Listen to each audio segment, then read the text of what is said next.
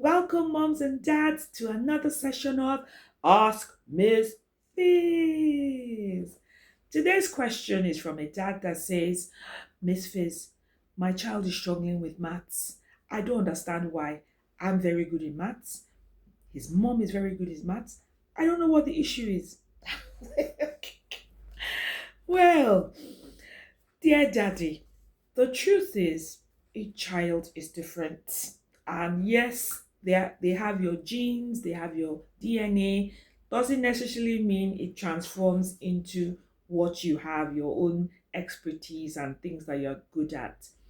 So, like we say, each child is different, and that means each child learns in different ways and needs different things and methods and strategies to help them on their learning journey. Now, I would always say if our children have had some years of formal education, let's assume the child is in year three. So that means the child has had about 2 years of primary education and maybe about a year or two of nursery or KG learning. So that's about 4 years of formal learning. The first step is to have a baseline assessment done. Child is in year three, do a baseline assessment of year two and year one. That would reveal the learning gaps.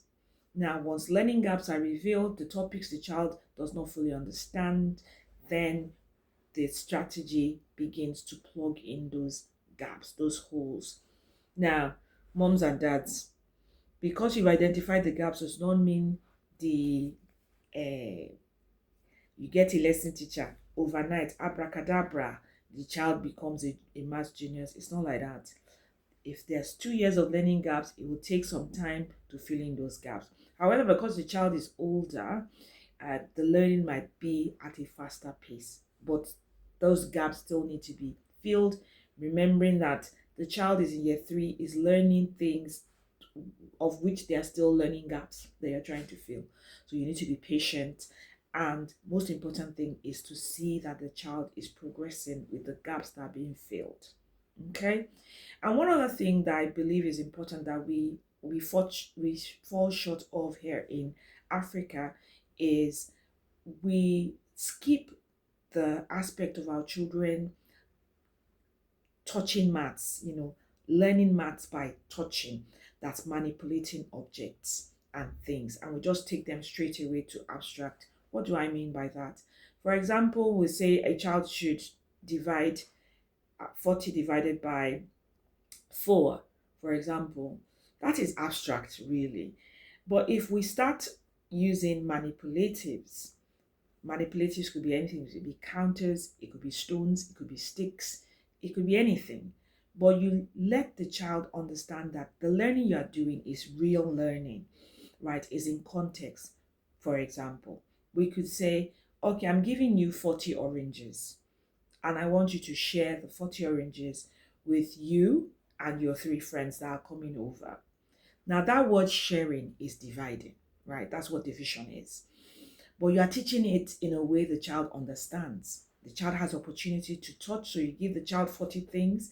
Say, okay, so this is you, Bayo, Uche, Emeka, and Tayo. There are 4 of you. I want you to share, divide equally among the, how many of you? 4 of you.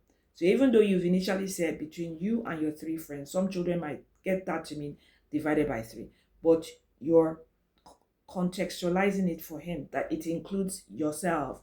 There are 4 of you going to divide the 40 oranges, and the child begins to share it out equally. Child can count from 1 to 40. That's probably a better way for older children. 1, 2, 3, 4, and shares everything out, right? And then you begin introducing the language, the vocabulary of dividing. Say, okay, so now how many did we start with? So you can write that down by modeling it for him. 40 oranges shared. So in maths, we use symbols for words. So divide is another word for shared. So 40 shared between how many of you? 4 equals each person gets 10. Yes. So that's another way of doing things. It's very important to start with concrete when we're teaching maths, even any subject really. Manipulate stuff and then move on to the abstract. So the 40 divided by 4 equals to 10. I hope this has been helpful. Next question. Bye.